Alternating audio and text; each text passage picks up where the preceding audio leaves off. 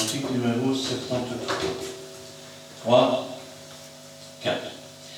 Dieu peut tout, n'importe où, pour chacun parmi nous. Dieu peut tout, il peut tout pour toi.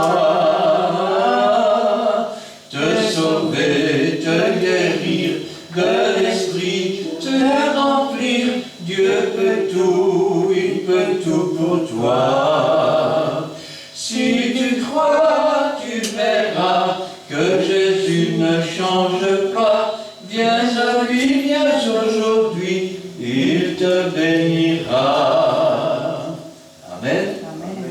On va continuer avec le cantique numéro 81.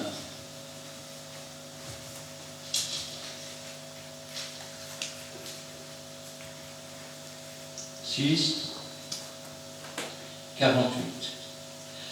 Oh Christ, j'ai la lumière qui me conduit, la paix qui sur la terre toujours me suit, la joie intime et pure, l'espérance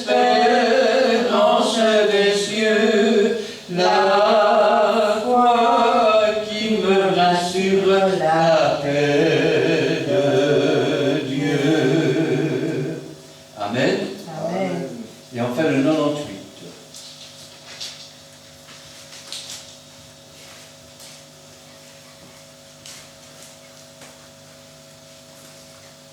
Trois,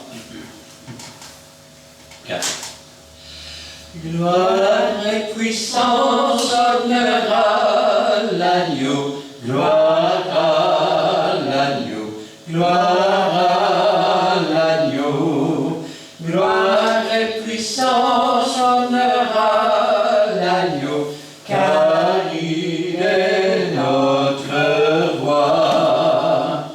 Gloire, gloire,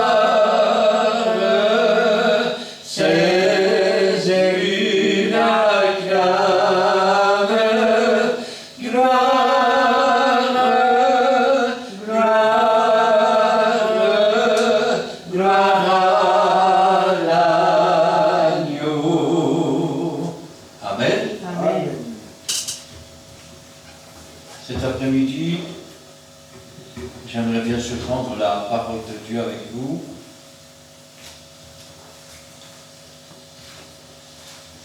Dans le livre des psaumes,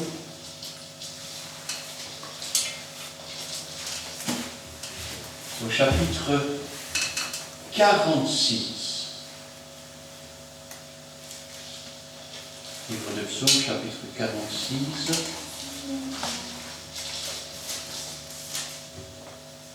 Je vais demander à Cindy de remettre la parole du Seigneur entre ses mains et Gina nous fera la lecture. Merci Seigneur pour la mission de ta maison.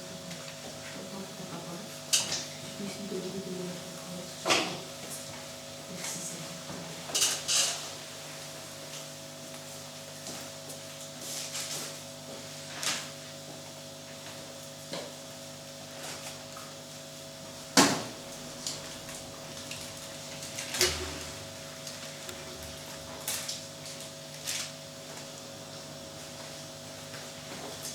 Dieu est pour nous un refuge et un appui, un secours qui ne manque jamais dans la détresse.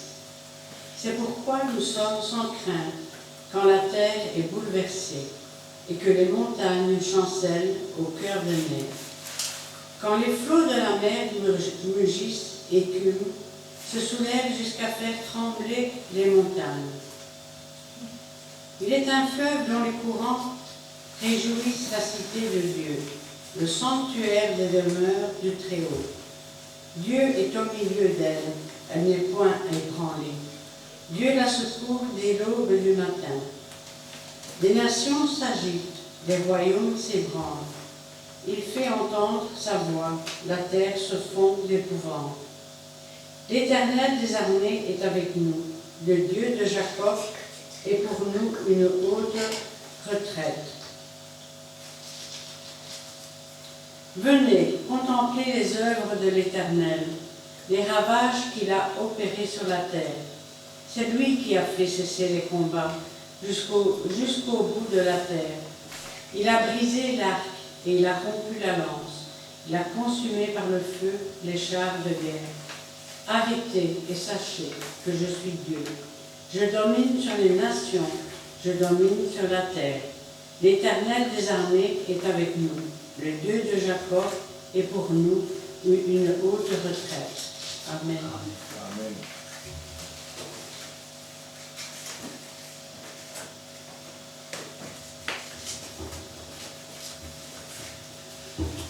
Dieu est pour nous un refuge. Vous savez, parfois dans les montagnes, les gens se perdent. Et ce qui est le bienvenu dans ce cas-là, c'est un refuge. C'est un endroit où on peut se réfugier. Vous savez que dans le monde, quand il y a de la dictature, il y a de la violence, les gens alors essaient de quitter ce pays. Et ils viennent se réfugier dans d'autres pays. Alors, Dieu, il est pour nous un refuge.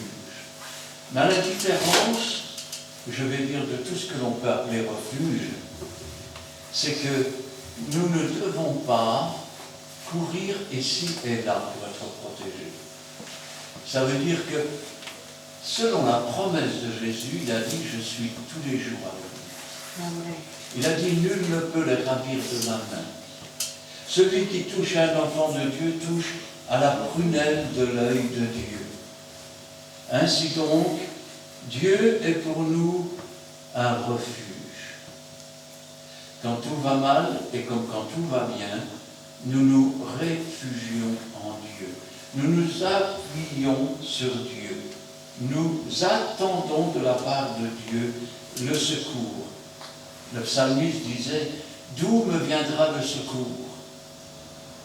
Je lève les yeux vers les montagnes. » Et puis il dit « Le secours me vient de l'Éternel qui a fait les cieux et la terre. » Dieu est pour nous un refuge en toutes circonstances, en tout endroit.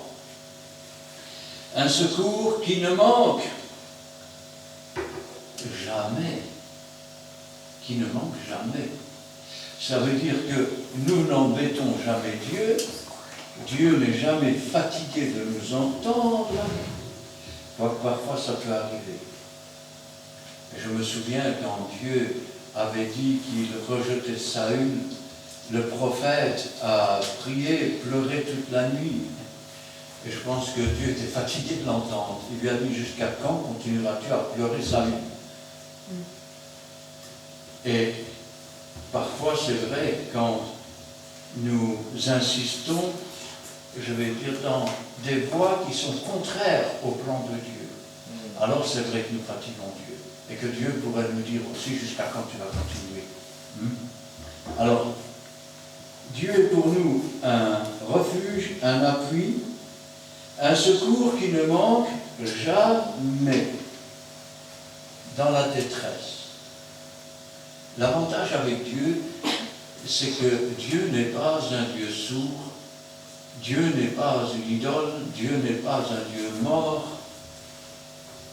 Et quand un malheureux crie, l'Éternel entend et le délivre de ses tourments.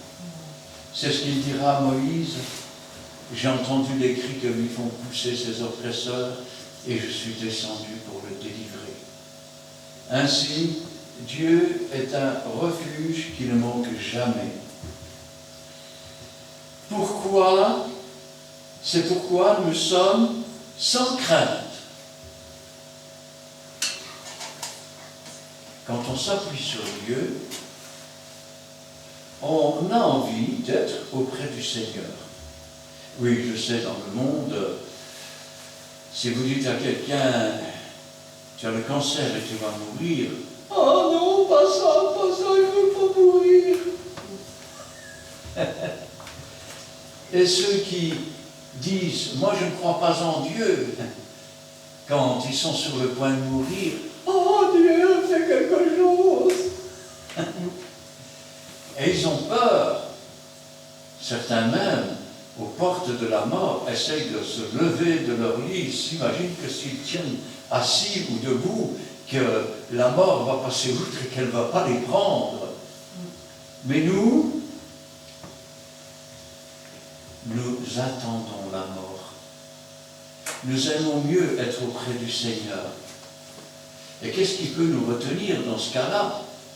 Eh bien, c'est qu'on ne veut pas partir avant d'avoir terminé l'œuvre que Dieu a préparée d'avance pour nous. Quand nous appartenons au Seigneur, nous savons une chose, que nous vivions, que nous mourions, nous appartenons au Seigneur.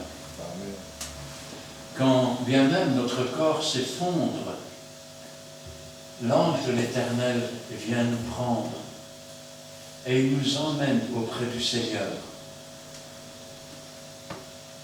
C'est pourquoi nous sommes sans crainte. Nous ne craignons pas la mort, nous ne craignons pas la famine. Et vous dites, ah bon? Tant ça va mal pour le moment, et vous n'avez pas peur? Pourquoi aurais-je peur? Et de qui aurais-je peur? Celui qui est avec nous est plus grand que celui qui est dans le monde. Amen. Dans tous les temps, le Seigneur est intervenu. Quand il dit « cherche le royaume et la justice de Dieu », il ajoute « et toutes choses te seront données en plus ». Pourquoi t'inquiéter du lendemain, puisque le lendemain a soin de lui-même? Tu ne peux quand même rien changer. Alors, nous devons toujours nous appuyer et avoir confiance sur le Seigneur. C'est pourquoi nous sommes sans crainte. Mais quand est-ce que nous sommes sans crainte? Quand la terre est bouleversée. Nous avons aujourd'hui de grands bouleversements. Alors, ces bouleversements, ils se voient tous les jours. Vous avez par exemple, au bord de la mer, les falaises qui s'effondrent. Vous avez, je vais dire, dans les montagnes, les pluies qui s'accumulent, les neiges éternelles qui ont disparu, et ces pluies entraînent la terre qui tenait les roches, et des pans de montagnes entiers s'effondrent, des villages, des voitures parfois sont écrasées. Vous avez l'eau qui se glisse entre les terres, je vais dire, et la roche, et à un moment donné, vous avez des arbres et des milliers de tonnes qui tombent. Eh oui. Et puis, outre les glissements de terrain, il y a les volcans. Ah oui, les volcans. Il y en a un ici en Espagne.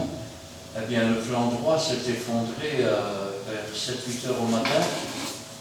Alors que tout le monde pensait que c'était fini, eh bien, il est en train de ravager des hectares, de détruire des maisons.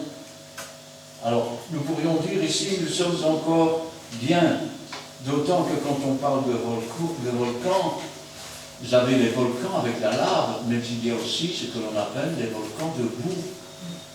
C'est-à-dire, c'est des gaz qui remontent du sous-sol, qui rentrent dans les nappes phréatiques, qui entraînent avec eux de la terre, de la boue, et c'est comme un volcan de boue. Ce sont des gaz toxiques et inflammables. Il y a des tsunamis. Vous vous souvenez du tsunami qui a ravagé même une centrale nucléaire? Eh bien, il y a des tsunamis d'eau, il y a des tsunamis de glace. Et puis, nous avons aussi des tornades. Il y en a quasiment partout autour de la Terre. Il y a des tremblements de terre, que ce soit au Japon, que ce soit en Indonésie, que ce soit, je vais dire, dans les îles, que ce soit en Italie, que ce soit en Espagne, que ce soit en France. Il y a des tremblements de terre partout, partout. La terre est bouleversée. Il y a des incendies de forêt, des incendies partout, des milliards d'hectares de forêts qui sont partis en fumée dans les flammes. Il y a aussi la perte des animaux. Ah, c'est vrai, il y a des animaux qu'on n'aime pas. Quand on est en train de manger, qu'est-ce qu'il y a de pire que d'avoir une abeille qui tourne autour du verre de coca ou d'orangeade? Les abeilles sont en train de mourir. Et si elles venaient à mourir, je pense qu'au bout de 3 ou 4 ans, nous mourrions de faim. Parce que c'est elles qui pollinisent les fruits des arbres, comment je veux dire, les plantes, les fleurs. Eh oui. Et puis, il y a tous les animaux, ceux qui périssent dans les incendies de forêt, ceux qui périssent dans la pollution de la mer. La terre, elle est bouleversée. Quand la terre est bouleversée, comme il est dit ici, et que les montagnes chancellent au cœur des mers, à certains moments, des torrents de boue avec des arbres descendent de la montagne, prennent place dans les rivières et s'écoulent jusque dans les mers, emportant avec elles des voitures, des maisons, des êtres humains. Quand les flots de la mer mugissent et écument,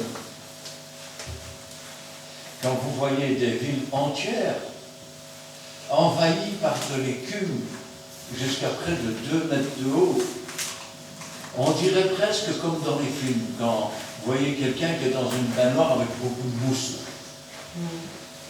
Sauf que ce sont des algues mortes, ce sont des, je vais dire, de la mousse de pollution qui envahissent des villes entières. Et parfois plus haut qu'à hauteur de tête d'homme. Quand les flots de la mer mugissent et écument, se soulèvent, c'est que quand il y a des tremblements de terre, et que ça se passe dessous l'eau, qu'est-ce qui se passe? Eh bien, ça soulève des millions de tonnes d'eau. Et alors on a une vague qui se forme. Une vague parfois de 4-5 mètres. Sauf qu'elle se forme à 4-5 mètres quand elle est dans une profondeur de 50 ou 100 mètres. Et plus elle se rapproche du rivage, et plus l'eau remonte, et plus la vague grossit, jusqu'à entrer, je vais dire, dans les terres et balayer tout ce qu'elle trouve. Et quand je dis balayer tout ce qu'elle trouve, c'est-à-dire balayer les maisons, balayer les jardins, balayer les arbres, les animaux, tout ce qu'elle trouve sur son passage. Et vous dites, oui, mais moi je sais nager. Eh bien, le tsunami, c'est comme la tornade. C'est pas le vent qu'il faut craindre. Parce que le vent, qu'est-ce qu'il va faire? Vous mettez dans votre cave, il ne sait rien faire. Comme la vague, qu'est-ce qu'elle va faire? Rien. C'est de l'eau. Toujours moyen de respirer, il y a toujours moyen de nager. Le problème, c'est tout ce qu'elle, je vais dire, tout ce qu'elle charrie avec elle. Quand la tempête souffle, vous avez des poutrelles qui se soulèvent et qui arrivent avec le vent à 200 km/h dans vos murs. Quand l'eau arrive, elle charrie des planches de bois, des palettes, de la boue, et vous recevez tout ça sur vous. Les gens ne se rendent pas compte. Vous savez, quand je travaillais sur les chantiers, je peux vous dire que quand vous êtes dans une tranchée qui vous arrive ici, et qu'une partie de la tranchée s'effondre, c'est pas grand-chose, hein. Mais vu le poids de la terre et le poids de ce qui tombe, quand vous êtes dans une tranchée qui n'est pas plus large que ça, vous risquez d'avoir le bassin cassé, écrasé, les jambes avec. Alors essayez d'imaginer un peu quand, je vais dire, des millions de tonnes d'eau tombent. Vous prenez un bac de chargeur, vous le videz d'un coup sur une voiture avec de l'eau et la voiture est écrasée à cause du poids de l'eau. Quand la terre est bouleversée, que les flots se déchaînent, que les montagnes chancellent au cœur des mers, que les flots de la mer mugissent et écument, n'importe quel marin sait que dans la tempête, quand les flots de la mer se soulèvent, il n'y a pas un seul bateau qui soit à l'abri. Pas un seul. Parce que on ne défie pas la nature, on ne s'oppose pas à la nature. La nature peut déchaîner des forces que l'on n'imagine même pas. Nous pourrions dire que la bombe atomique d'Hiroshima, si spectaculaire soit-elle, si destructive soit-elle, n'est rien à côté de ce qu'une seule tempête peut faire, de ce qu'un seul tremblement de terre peut faire. Je crois que j'ai encore vu, je pense c'est hier, il y a de cela un jour ou deux, je pense que c'est au Japon, un tremblement de terre, la terre s'est ouverte, des fissures dans la terre elle-même. Pour l'instant, il y a la corne de l'Afrique qui se détache, l'Italie qui bouge un tout petit peu à chaque mouvement. Quant au volcan, nous pourrions dire, bon, ici, on est en Europe, on ne risque rien. Alors laissez-moi vous dire que les montagnes françaises, ce sont des volcans éteints. Les montagnes d'Espagne, c'est des volcans éteints. Les montagnes en Italie, c'est des volcans éteints. Sous la mer, il y a des volcans. La terre est vivante, elle respire. Quand elle n'est pas contente, elle crache sa lave.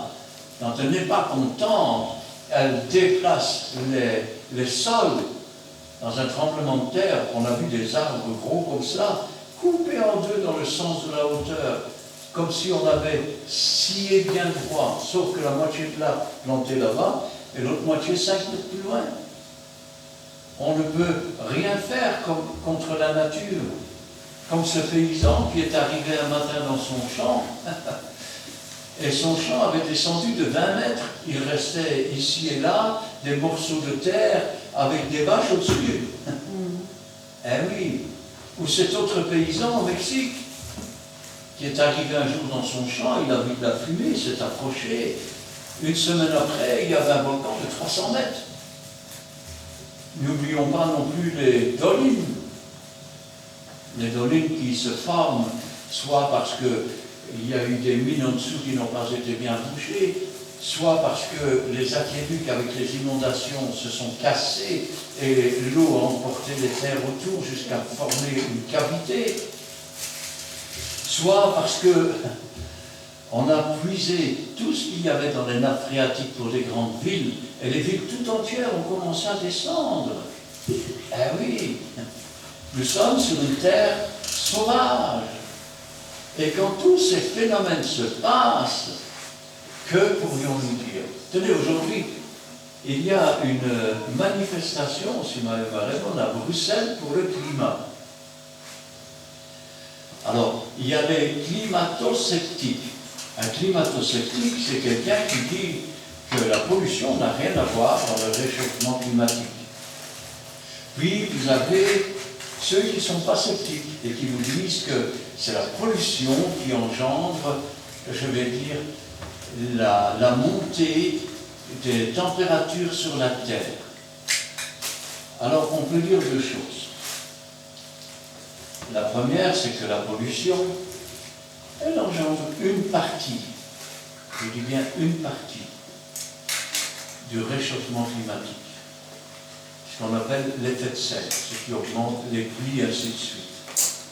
Ensuite, vous avez des déplacements de milliards et de milliards de terres, de roches, de matières premières, dont on se sert pour faire du béton, des graviers, de l'acier, et ainsi de suite.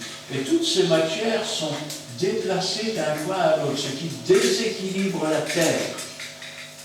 Alors qu'est-ce qui se passe? La Terre s'équilibre toute seule, par des tremblements de terre, par des mouvements de plaques tectoniques. Et ça engendre de la chaleur. Si vous prenez vos mains, vous les frottez comme ça chauffe. Ça engendre une augmentation de la température de la Terre et du noyau de la Terre. Alors, d'un côté, vous avez la Terre qui se réchauffe, et puis il y a un autre phénomène aussi dont on ne parle plus. C'est le soleil. Alors, il faut savoir que la nature nous enseigne. Si vous allumez un poêle au charbon, au début il est tiède, puis il commence à chauffer. Et puis à un moment donné, il devient tout rouge. Le soleil est en train de devenir tout rouge aussi, et d'augmenter sa température. Et lorsqu'il sera arrivé à la limite de sa température ne pourra que baisser. Nous avons aussi d'autres phénomènes dont on peut parler, c'est la surexploitation de la planète. Ça veut dire que en 6 ou 7 mois, nous mangeons ce que la planète peut produire en un an, que ce soit dans les matières premières, que ce soit dans les aliments, que ce soit aussi dans l'eau, dans les plantes, dans le bois, à faire des meubles, à brûler, à tout ce que vous voulez, dans le poulet, vous pouvez imaginer tout ce que vous voulez. On dépasse tout ce que la planète peut produire. Ce qui veut dire que aujourd'hui, vous mangez à crédit, vous chauffez à crédit, vous achetez à manger à crédit. Mais la terre, comme la plus belle femme du monde, ne peut donner que ce qu'elle a. Quand elle a tout donné, elle n'a plus rien. Ce qui veut dire qu'il faut apprendre à recycler. Sinon, les civilisations vont s'effondrer. J'entendais cet après-midi, le Liban se retrouve sans courant, un pays arabe. Il se retrouve sans courant. Vous savez pourquoi? Parce que leur centrale fonctionne au pétrole. Et ils n'ont plus de pétrole. On leur en a promis un bateau. Vous remarquez que, après le dénigrement des voitures diesel dont le prix a baissé de façon inimaginable, aujourd'hui le prix des voitures d'occasion est en train de remonter. Vous savez pourquoi? Les délais sont beaucoup trop longs pour avoir une nouvelle voiture. De plus, quand une voiture est en panne, il faut des mois pour avoir une petite puce comme ça pour mettre dedans. Mais vous voulez fabriquer des voitures électriques avec tout autonome, c'est l'électronique qui va faire tout le travail, sauf que vous n'avez pas d'électronique. Et que pour fabriquer une batterie de 250 kg, il faut remuer 200 tonnes de sol. Et ce sont des petits-enfants qui travaillent sans aucune protection, avec des matériaux qui sont nuisibles pour l'homme. Alors c'est vrai, je vais dire, la terre est bouleversée. C'est vrai. Les temps vont être de plus en plus durs. Quand vous avez une citerne d'eau à la maison, vous puisez, et quand elle est vide, qu'est-ce que vous faites? Vous attendez qu'il pleuve. Et vous dites, de la bonne eau pour mon tonneau. Mais quand le gisement de pétrole est vide, vous avez beau attendre tant que vous voulez pour avoir une gouttière qui vous amène du pétrole, il n'y en a pas. Quand le gisement est vide, il n'y a plus de pétrole, c'est fini. Or, on a déjà atteint les pics depuis bien longtemps. En 1980, je dis bien en 1980, toutes les sociétés pétrolières ont doublé les chiffres de leurs réserves de pétrole sans avoir trouvé un seul gisement. Et déjà à l'époque, on estimait les réserves pour les plus pessimistes terminées en 2020, pour les plus optimistes en 2030. Et vous remarquez que 2030 est la date qu'ils ont fixée pour qu'il n'y ait plus de véhicules qui marchent aux énergies fossiles. Ils savent que les réserves sont épuisées. Ils savent que les eaux sont polluées. La Bible le dit, un tiers des arbres mourra, un tiers des animaux mourront. Les eaux deviendront comme de l'absinthe. Et il y a 2000 ans de cela, la Bible disait, le soleil brûlera les hommes. Le soleil brûlera les hommes. Ils se cacheront dans les fentes des montagnes et ils diront aux montagnes, couvrez-nous de ce grand désastre. Dieu sait tout, Dieu connaît tout. Les textes que nous lisons ici ont été écrits il y a plus de 2000 ans. Et il y a 2000 ans, on savait que la terre serait bouleversée. On savait que les flots se déchaîneraient. On savait que les montagnes seraient ébranlées, qu'elles tomberaient vers la mer. On savait déjà toutes ces choses-là. Parce qu'il n'est rien de nouveau sous le soleil. Et quand on dit qu'une chose est nouvelle, elle a déjà existé, on l'a seulement oubliée.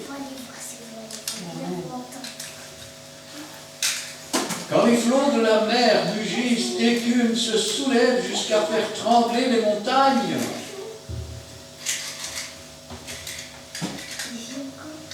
Quand l'effondrement de la société commence,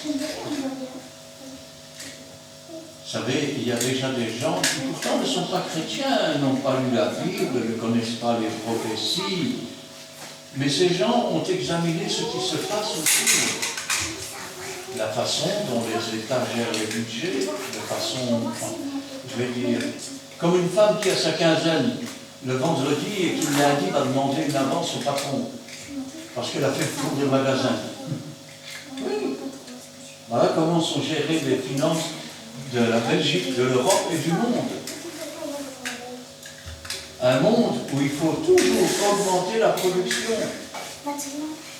Je me souviens, il y a de cela une vingtaine d'années, j'étais allé aux Pays-Bas, en Hollande, et il y avait là-bas une décharge. Les camions partaient des usines scellées. Ils arrivaient dans ces décharges, il y avait des triages, des caméras, des gardiens, et il y avait un chef qui ôtait le scellé du camion. Et ensuite, le camion était vidé dans la décharge. Et vous savez ce qu'il y avait dans ces camions? Il faut toujours produire plus. Des télévisions neuves, invendues, des machines à laver neuves, invendues, des salons, des salles à manger, des chambres à coucher, des éclairages, des carrelages. Et tout ça était jeté. Pourquoi jeter? C'est l'offre et la demande. S'il y en a moins sur le marché, ça coûte plus cher, donc je gagne plus d'argent. Si maintenant je le mets tout sur le marché, ça va se vendre pour une miette de pain. Et donc c'était jeté. Les viandes qui étaient produites en trop étaient mises dans des congélateurs pendant 4 ans. On attendait que la viande, bien que congelée, devienne avariée. Et on la remettait dans un bateau, on la jetait en haute mer. Et les poissons mangeaient cette viande avariée. Et puis nous mangions les poissons qui avaient mangé la viande avariée.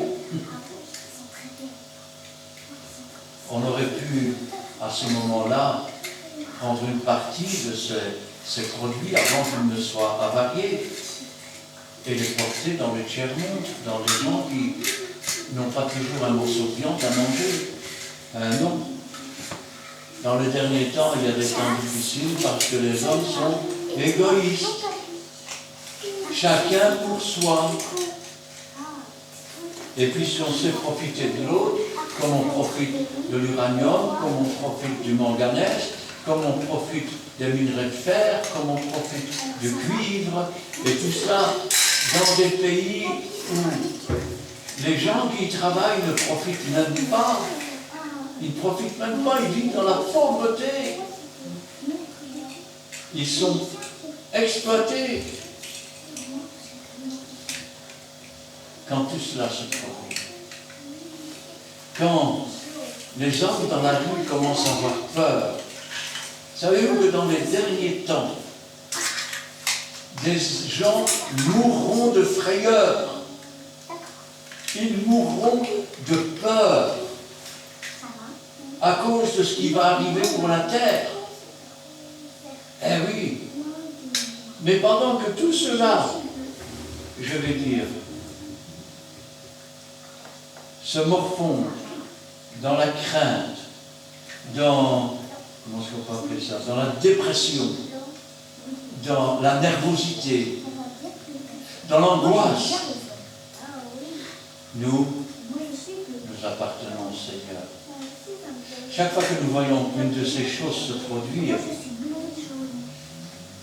nous pouvons dire, Seigneur, ta parole est la vérité. Parce que tu as annoncé toutes ces choses d'avance. Il y aurait des guerres, des bruits de guerre. Il y aurait des tremblements de terre, des famines. Il y aurait des pestes. Et ce ne sera que le commencement des douleurs. L'étape suivante, rappelez-vous-en. Vous, enfants de Dieu, rappelez-vous-en. Lorsque vous verrez Jérusalem envahie par les armées, relevez vos têtes, car votre délivrance s'approche. Mais rappelez-vous aussi les paroles du Seigneur. Priez pour que ces jours n'arrivent pas en hiver, car alors il y aura une détresse telle qu'il n'y en a jamais eu, qu'il n'y en aura plus jamais. Malheur aux femmes qui allaiteront en ces moments-là. Malheur aux femmes qui seront enceintes. Pendant tout ce temps-là, nous sommes attachés au Seigneur. Et au lieu d'être dans la frayeur, d'être dans l'angoisse, nous sommes au contraire confortés dans notre foi, sachant que ce que sa bouche dit, son bras l'accompagne. Sachant qu'il y a le livre de l'Apocalypse, pour ceux qui ne connaissent pas Dieu, et le livre de l'Apocalypse pour les enfants de Dieu. Ces choses et les choses qui doivent arriver sont différentes. Regardez ce que dit le psalmiste. Il est un fleuve dont les courants réjouissent la cité de Dieu. Il y a même un beau cantique qui dit, il est un fleuve coulant du cœur de Dieu. C'est le grand fleuve d'un amour merveilleux. Je vais y boire. Je veux y boire. Son amour me remplit. Il est des courants d'eau qui viennent de Dieu. Ce sont des courants qui nous donnent ce que le Seigneur avait dit, je vous donne ma paix, je vous laisse ma paix. Je ne vous donne pas comme le monde. Une paix qui surpasse toute intelligence. Parce que nous savons que si nous vivons pour Jésus et en Jésus. Et si nous mourons, nous allons près de Jésus. Alors que ce soit l'un ou l'autre, comme dit la parole du Seigneur, soyez toujours joyeux. Je le répète, soyez toujours joyeux. Amen. Il est un fleuve dont les courants réjouissent la cité de Dieu, le sanctuaire du demeure des Très-Hauts. Qu'est-ce qu'une cité? C'est un endroit avec plusieurs maisons. Quand on va habiter dans une cité, on va dans des maisons qui sont liées les unes aux autres. On appelle ça des blocs. Hein? Nous sommes le corps de Christ et nous sommes liés les uns aux autres, scellés par le Saint-Esprit. Nous sommes aussi le temple, l'habitation de Dieu en esprit. C'est pour ça qu'il y a le fleuve. C'est pour ça aussi que cette cité, tous ces temples réunis ensemble, liés les uns aux autres et scellés par le Saint-Esprit, forment le sanctuaire. Le sanctuaire, c'est l'endroit qui est saint, c'est l'endroit d'adoration, c'est l'endroit de louange, c'est l'endroit qui est, je vais dire, réservé. Eh oui, et cet endroit qui est réservé, c'est notre corps. Car Dieu n'habite pas dans une maison faite de main d'homme, mais nous sommes le temple, l'habitation de Dieu en esprit. Dieu est au milieu d'elle, elle n'est pas ébranlée. Là où 2 ou 3 sont assemblés en son nom, il est au milieu de nous. Et quoi qu'il arrive, nous ne sommes pas ébranlés. Nous sommes, je vais dire, stables, stoïques. Regardez les premiers chrétiens qui s'en allaient en chantant, sachant qu'ils allaient mourir.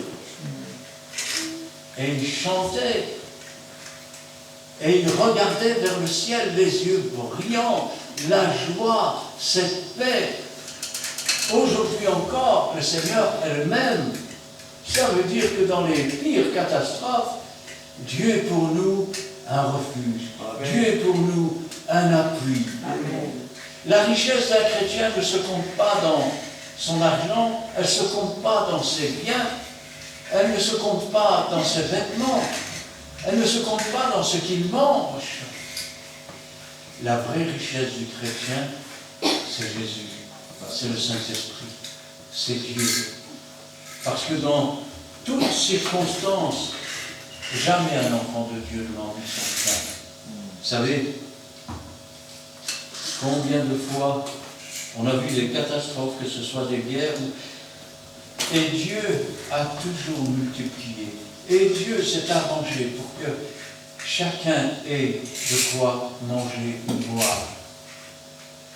Comme cette veuve de Sarepta, comme Élie, comme, je vais dire, ces gens qui, durant la guerre, ont vu la farine se multiplier, ont été enfermés dans des greniers, une poule apportait un œuf tous les jours. Béni soit Dieu. Quand je pense à ça, je me dis, Seigneur, pourquoi pesez-vous pour ce qui ne rassasie pas? Venez acheter sans rien payer. C'est gratuit. Dieu a donné. Il a donné ce qu'il avait de plus cher, de meilleur, pour qu'on devienne des enfants de Dieu.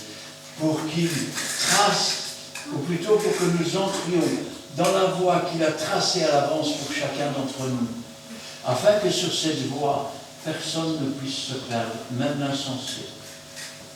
Dieu est plus qu'un homme, il est Dieu, et Dieu veut dire qu'il est toute science, il est omniscience, omniprésent, omnipotent, ce qui veut dire qu'il est à la fois partout, qu'il connaît tout, qu'il entend tout, qu'il connaît tout, et qu'il sait tout.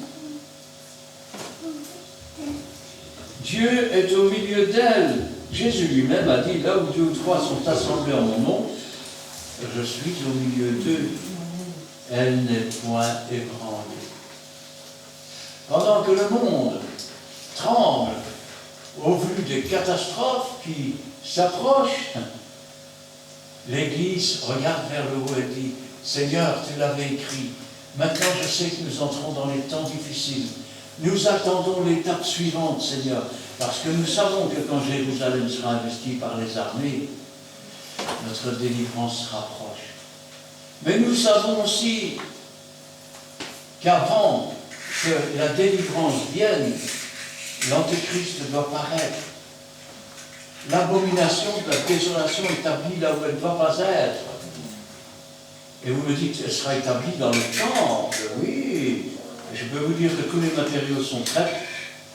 Je peux vous dire que déjà, on officie avec le chandelier en or, avec, je vais dire, la table des pains de proposition, avec l'arche de l'alliance reconstruite. Et ils ont déjà même un plan. Quand on commencera la construction de l'arche, eh bien, l'autel des holocaustes est déjà prêt pour offrir des sacrifices. La seule chose qu'ils ne savent pas, c'est que ce n'est pas le Christ qui va accueillir, c'est l'Antéchrist. Et oui. Et nous savons que l'Antéchrist va venir. Et nous savons que celui qui ne portera pas la marque de la bête sur son front et sur sa main ne pourra ni acheter ni vendre. Mais déjà aujourd'hui, si vous ne tenez pas dans votre main votre carte bancaire, vous ne pouvez ni acheter ni vendre. On essaye de supprimer l'argent pour vous y obliger. Le Covid-16 ticket, c'est quoi? C'est une préparation pour que les populations commencent à devenir comme des petits moutons. À quoi sert-il? Vous me direz, mais comme ça, les gens qui ne sont pas vaccinés, ils n'entrent pas. Sauf qu'un vacciné peut très bien attraper le Covid, peut très bien transmettre. Donc, si moi je ne suis pas vacciné, j'ai un seul ticket et que je rentre quelque part, et qu'il y a un vacciné qui vient me contaminer, Alors qui aurait dû rester dehors?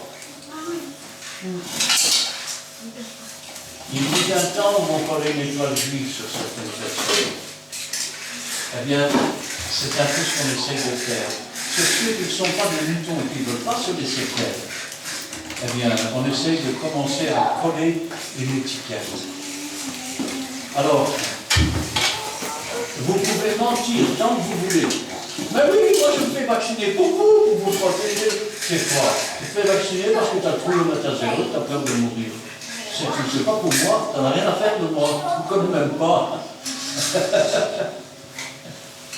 Quand je pense à ça, je me dis, Seigneur, Dieu est au milieu de nous et nous ne sommes pas ébranlés. Dieu la secourt à l'aube du matin. À l'aube du matin.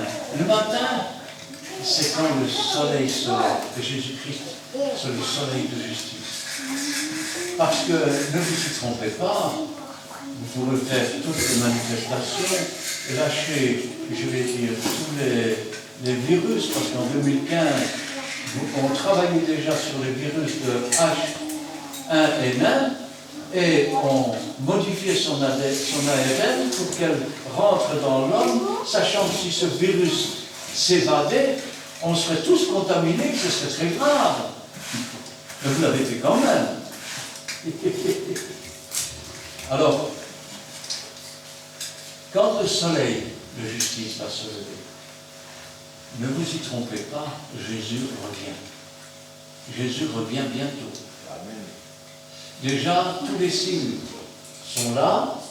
Il manque Jérusalem investi par les armées, le temple reconstruit, l'antéchrist qui s'installe. À partir du moment où l'antéchrist sera installé, la pluie de l'arrière-saison viendra pour l'Église. Et l'Église va prophétiser pendant 3 ans et demi. Là, nous pourrons dire, relevons nos têtes maintenant, Jésus revient bientôt. L'enlèvement de l'Église va avoir lieu.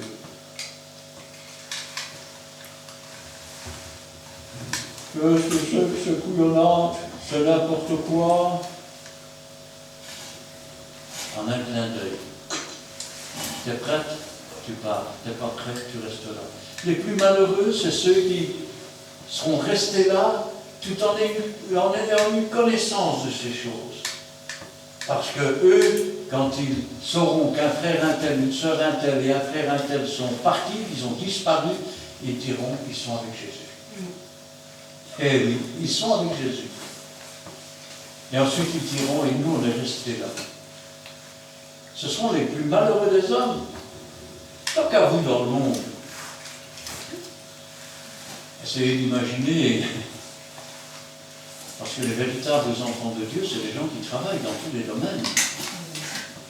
Essayez d'imaginer, on roule en camion, chrétien disparaît, comme ça. Et le camion s'en va tout seul. La voiture, c'est pareil. Le navire, le commandant est chrétien, il approche du port et puis hop, il est enlevé. Le commandant, il est où? Qu'est-ce qu'il faut faire? Trop tard. C'est d'imaginer le contrôleur des pressions, des mines d'extraction de gaz. Hein? Il vérifie la pression à l'ordinateur. Il disparaît. Plus personne pour vérifier. Il y aura ce jour-là une catastrophe telle que ne s'est jamais vue auparavant. Pire, les gens commenceront à dire des milliers de tombes sont ouvertes, des millions, et les corps ont disparu, on ne sait pas ce qu'ils sont devenus. Je vous parle d'un temps qui n'est pas si éloigné que cela. Pas si éloigné que cela. Des nations s'agitent, des royaumes s'ébranlent. Il fait entendre sa voix, la terre se fond d'épouvante. Parce que quand Jésus revient, et qu'il vient pour régner, il va anéantir toutes les armées qui se seront levées pour détruire le reste d'Israël. Ce sera un temps d'épouvante pour toutes les nations. Il fait entendre sa voix. La terre se fond d'épouvante. L'Éternel des armées est avec nous. Car si Jésus revient, si d'abord il apparaît sur les nuées et qu'il enlève son Église, il revient et nous revenions avec lui pour régner. L'Éternel des armées est avec nous. Le Dieu de Jacob est pour nous. Un jour, Josué se trouvait devant les murailles de Jéricho. Il était dans son camp. Et un homme apparaît, avec une épée nue à la main. Josué le regarde, car quand l'épée est nue, savez-vous qu'elle est retirée du fourreau, c'est prêt pour combattre. Josué lui dit, es-tu pour moi ou es-tu pour nous ou contre nous? Et l'homme lui répond, je suis. Le même je suis que Moïse a entendu, le même je suis que les soldats qui veulent arrêter Jésus ont entendu et qu'ils sont tombés par terre. Je suis le chef de l'armée de l'Éternel, car Jésus-Christ est le chef de l'Église. Il est le chef de l'armée de l'Éternel. Je viens maintenant. Je viens maintenant. Et Josué ne lui a pas dit, alors on peut faire comme ça, ou vous voudrez mieux faire comme ça. Il a dit, qu'est-ce que mon Seigneur dit à son serviteur? Et je veux vous dire que l'Église a dit, viens Seigneur Jésus. Et Jésus dit, voici, je viens bientôt. Je viens bientôt. Et, oui, et si par exemple l'enlèvement de l'Église traîne encore plus, Jésus vient bientôt. À mon âge, je ne sais pas combien il me reste à vivre, mais Jésus vient bientôt. Il va couper le fil. Mon corps va s'effondrer. Et moi, je vais rentrer dans le ciel. Et je serai le plus heureux des hommes, pendant que vous tremblerez encore de ce qui va arriver pour la terre. L'Éternel des armées est avec nous. Le Dieu de Jacob est pour nous. Une haute retraite. Ça veut dire que quand je pars, je ne vais pas, je vais dire, plonger dans le séjour des morts, où il y a des pleurs, où il y a des grincements de dents, où une flamme cruelle tourmente, mais je vais entrer dans le ciel, dans le jardin de Dieu, retrouver tous ceux qui m'ont précédé. Venez contempler les œuvres de l'Éternel. Regardez ce qu'il dit. Venez contempler les œuvres de l'Éternel. Alors, avant ce retour, Dieu nous dit de contempler ses œuvres. Nous pouvons regarder la voûte du ciel, les étoiles. Nous pouvons regarder la lune.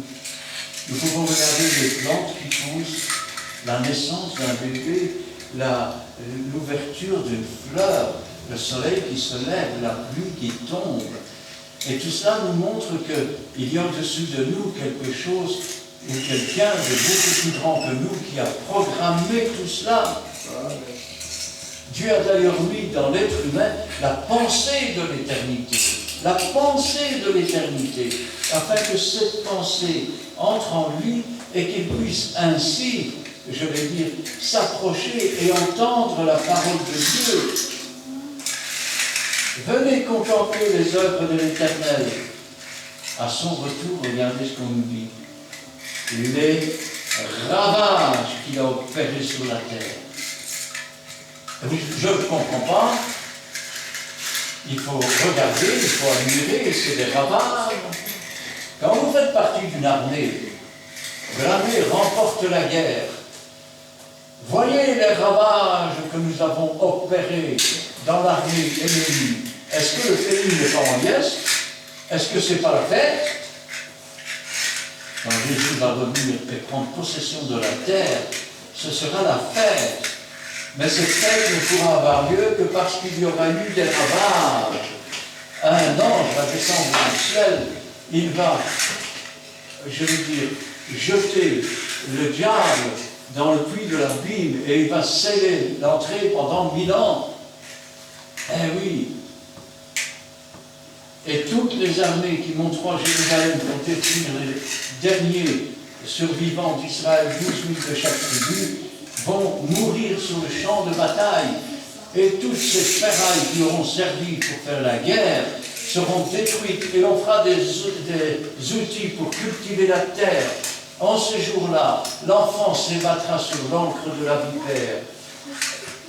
Le lion habitera avec l'agneau et ne se fera aucun mal sur la montagne du Seigneur. C'est lui qui a fait cesser les combats. Voilà le ravage. C'est lui qui a fait cesser les combats jusqu'au bout de la terre. Jusqu'au bout de la terre. Il a brisé l'arc. Vous savez, quelque temps avant son retour, dans le livre de l'Apocalypse, il y a un homme monté sur un cheval blanc et il porte un arc. C'est l'Antéchrist. Il jette les traits enflammés, c'est le malin. Après la venue de l'Antéchrist, il y a un autre cheval blanc. Celui qui le monte s'appelle véritable. C'est le véritable Christ. Il a rompu la lance, il a consumé par le feu les chars de guerre. Ils sont arrivés avec leurs chars, avec leurs avions, avec leurs hélicoptères. Et je dis ils sont arrivés parce que Dieu a déjà vécu dans le futur cette chose et il nous raconte ce qui va se produire. Pour lui, c'est déjà fait. Et ils vont venir tous les pays du monde entier pour en finir une bonne fois avec le reste d'Israël. Mais celui qui touche un enfant de Dieu touche à la prunelle de l'œil de Dieu. Et le monde va l'apprendre à ses dépens. Tout ce qui aura été envoyé va être détruit. Tout homme qui sera venu pour détruire le reste d'Israël sera tué. Et il y aura du sang jusqu'aux morts des chevaux, à 300 km à la ronde. Et vous dites, et vous êtes contents? Demandez à vos grands-pères, à vos grands-mères les plus vieux. C'est quand les Français, les Belges et les Anglais sont arrivés après la guerre de 40, s'ils n'étaient pas tout heureux. Et pourtant, combien d'entre eux sont morts au combat et combien d'Allemands sont morts de l'autre côté? Arrêtez! Sachez que je suis Dieu. Tu marches dans le monde, tu marches dans les ténèbres, tu marches comme si Dieu n'existe pas. Arrête. Sache que ce n'est pas un zozo qui te parle. C'est un ministre. Et il te parle de Dieu. Et Dieu te dit, arrête, je suis Dieu. Ça veut dire que si tu n'arrêtes pas, tu seras voué à la destruction. Et avant d'être voué à la destruction, après le millénium, et d'être jeté dans les temps ardents de feu qui ne s'éteint jamais, tu descendras dans le séjour des morts au milieu de tous les démons. Tu aimes les films d'horreur, tu vas voir le film d'horreur le plus terrible que tu as jamais vu. Tu voudras mourir de crise cardiaque à chaque seconde, sauf que tu ne pourras pas. Je domine sur les nations. Jésus-Christ va régner sur la terre. Je domine sur la terre. L'Éternel des armées est avec nous, car nous revenons avec Jésus-Christ après avoir été enlevés. Et nous régnerons avec lui pendant 1000 ans. Lorsque 1000 ans seront finis, la terre sera à nouveau éprouvée. Et les nations de Gog et de Magog se rassembleront pour faire la guerre au camp des saints. Et ils investiront le camp des saints, et Dieu descendra du ciel. Et ils seront consumés par le feu. Dieu va rouler toutes les étoiles, tout le firmament. La terre s'enfuira, elle ne fut plus trouvée. Dieu va faire une nouvelle terre, des nouveaux cieux. Jésus-Christ sera le flambeau de la cité. Il n'y aura plus ni deuil, ni souffrance, ni douleur, parce que les premières choses auront disparu. L'Éternel des armées est avec nous. Le Dieu de Jacob, car c'est ce que nous étions tous. Nous étions tous des menteurs, des trompeurs, des supplanteurs. Mais nous avons lutté contre je vais dire, l'éducation et la façon d'agir du monde. Et nous avons lutté avec Dieu, dans le bon sens. Et Dieu nous a appelés Israël.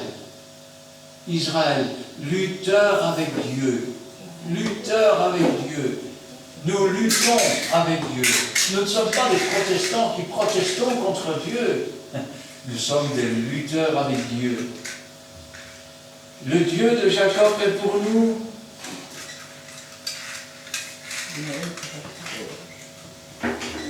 une autre retraite.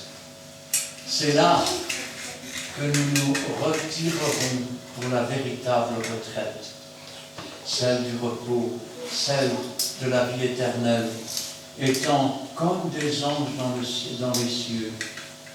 Et vous dites, oui, mais attendez, une retraite, il y a une maison de retraite. Jésus a dit, il y a plusieurs demeures dans la maison de mon Père. Si cela n'était pas, je ne vous dirais pas. Je vais vous préparer une place. Et lorsque je vous aurai préparé une place, je vous prendrai avec moi. Parce que là où je suis, je veux que vous y soyez. Ça, c'est notre espérance. Vous ne l'avez pas? Repentez-vous, changez de vie, acceptez le sacrifice que Jésus a fait sur la croix. Repentez-vous, convertissez-vous, faites demi-tour. Ne marchez plus dans le sens du monde, marchez dans le sens de Dieu. Et vous verrez que votre joie sera parfaite. Vous verrez que votre espérance ne sera pas dans les choses du monde, elle sera dans l'avenir que Dieu vous a préparé. Amen. Amen. Nous allons prier. Éternel, notre Dieu, notre Père, nous te louons, nous te rendons grâce. Béni sois-tu et gloire à toi, louange te soit rendue. Cet après-midi encore, Seigneur, tu nous rappelles que l'administration des hommes dans ce monde conduit la planète tout entière dans d'effroyables famines, dans d'effroyables tremblements de terre, dans des réchauffements. Et aujourd'hui, Seigneur, tu nous dis qu'il y a une autre voie, qu'il y a un autre chemin, celui de la vie éternelle, celui de Dieu, le même Dieu qui a créé cette terre. C'est vrai, Seigneur, que beaucoup pensent pouvoir se réfugier sur une autre terre, mais ils se trompent eux-mêmes. Parce que toi, Seigneur, tu as créé la terre pour l'homme. Et autrefois, Seigneur, cette terre ne servait que pour les animaux. C'est notre péché qui nous a conduits sur cette terre. Mais bientôt, nous rentrerons dans ton jardin, dans ton paradis. Sachant que nous rentrons à la maison, Seigneur, nous voulons nous en réjouir. Nous savons, Seigneur, que toi, tu es capable de faire une nouvelle terre. Nous savons que tu es capable de faire de nouveaux cieux. Nous savons, Seigneur, que tu as préparé, que tu prépares une cité céleste. Et qu'un jour, nous descendrons avec le tabernacle de Dieu, nous descendrons sur cette nouvelle terre, sur ces nouveaux cieux. Et nous savons, Seigneur, qu'il n'y aura plus de souffrance, qu'il n'y aura plus d'enfants avec des ventres gonflés qui auront faim. Il n'y aura plus de maladie, il n'y aura plus de mort, parce que les premières choses auront disparu, parce que tu fais toutes choses nouvelles. Alors que ta volonté soit faite dans nos cœurs, dans nos vies, dans nos pensées, dans nos actions, et que toute la gloire t'en revienne. Gloire au Père, gloire au Fils et gloire au Saint-Esprit. Amen. Amen. Dans le Père Céleste, nous te bénissons et tout ça, en complète grâce. Parce que tu es notre refuge. Tu es la personne encore. Toi qui es là et tu suis ceux qui t'obéissent. Nous te bénissons et tout ça, frère. Nous devons venir aussi tout ce qui est tout ça. Nous devons que sois celle qui puisse encore une forte vie. C'est la personne au fond qui nous a attachés à toi.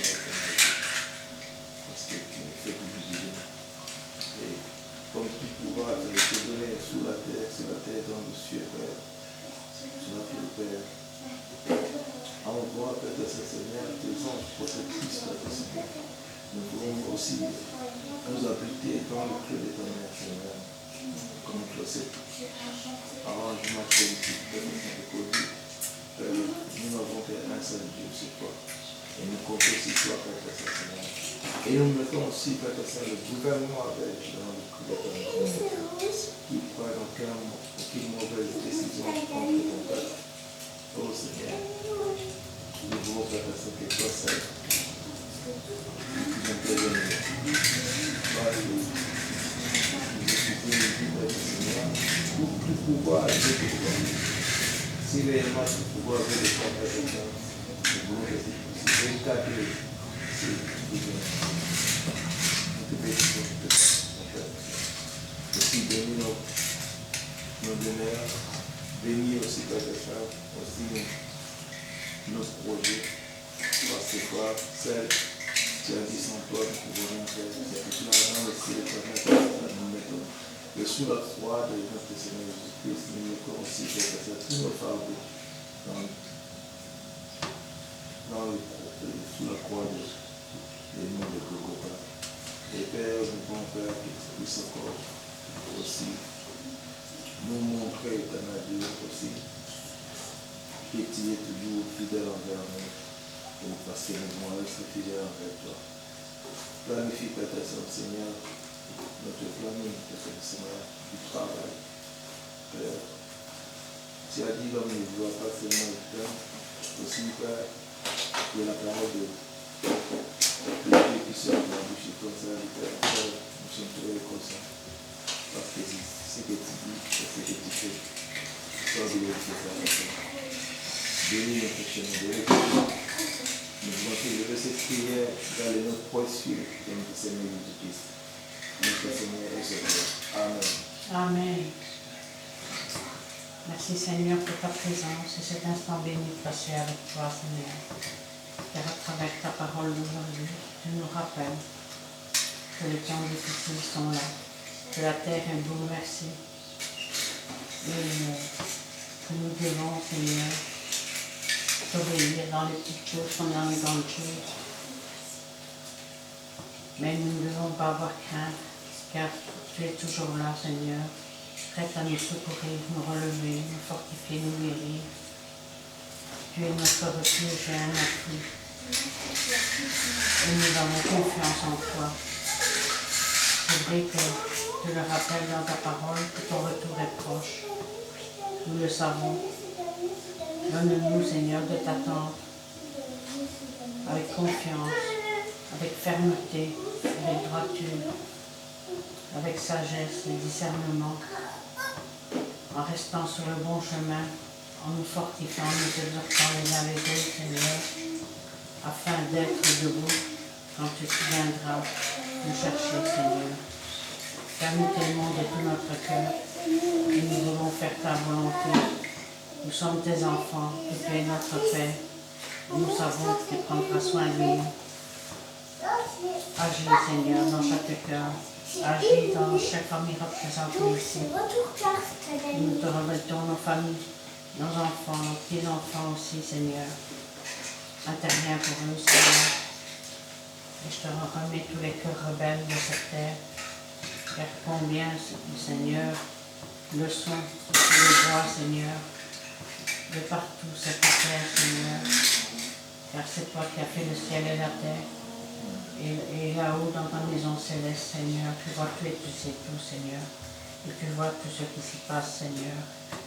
Tu vois cette terre, Seigneur, qui est bouleversée par tous ceux qui la dirigent, Seigneur, avec un cœur corrompu, Seigneur. Agis, Seigneur, avant ton retour, Seigneur. Car tu es le Dieu des dieux, le Seigneur des seigneurs. Et tu peux tout, Seigneur. Tu as toute autorité, tu as toute justice, Seigneur. Tu as tout pouvoir, Seigneur. Et en toi, nous avons confiance, mon Dieu. Écrase tous les plans diaboliques, Seigneur, que l'ennemi peut nous tendre. Et donne-nous, Seigneur, de ne pas tomber en tentation, mais d'être ferme et debout pour toi, Seigneur. Jusqu'au jour où tu viendras nous chercher dans ton ciel de gloire. Merci pour ton amour envers nous. Merci, Seigneur, car tu es un tendre Père. Tu nous aimes tous d'un amour éternel. Merci, Seigneur, pour tout. Agis, Seigneur, dans notre cœur. Agis dans tous ces cœurs contrits. Agis, Seigneur, dans toutes ces personnes, Seigneur, qui ne sont pas encore sauvées, Seigneur. C'est un appel que nous proposons avant toi tout, Seigneur. Gloire à toi, louange à toi et béni sois-tu. Dans le bon nom de Jésus. Amen. Amen.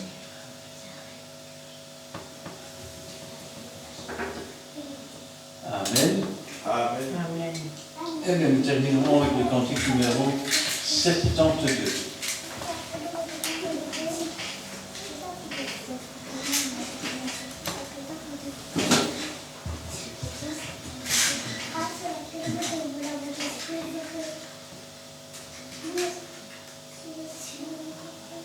Un rappel du psaume que nous venons de dire. 4, 16. Dieu est pour nous un refuge et un appui, un secours qui ne manque jamais.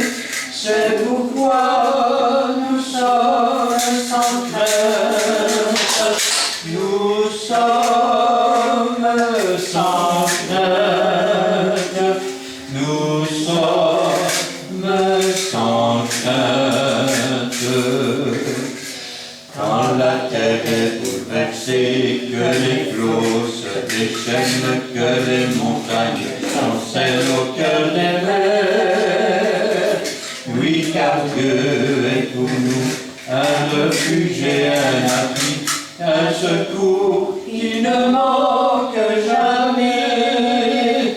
C'est pourquoi nous sommes sans crainte.